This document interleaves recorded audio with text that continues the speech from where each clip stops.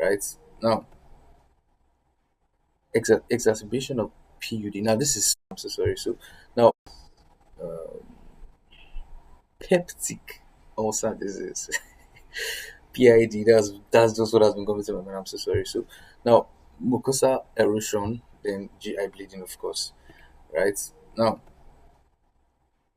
exacerbation of PUD. Now, this is that's peptic ulcer disease. This is so important. You need to know this.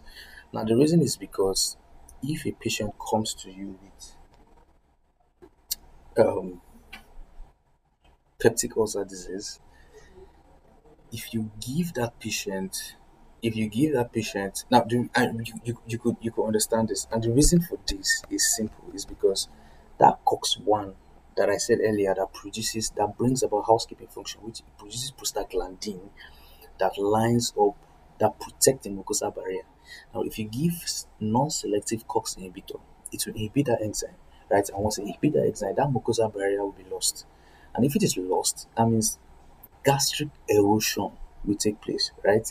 So that's why it's important, right? You ask a patient, you do a drug history. Yeah, you ask, during your history, um, do you have any chronic condition, chronic condition such as ulcer?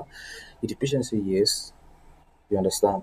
If they tell you they have ulcer, they have peptic ulcer disease, you should know that you are not supposed to give non-selective COX inhibitor.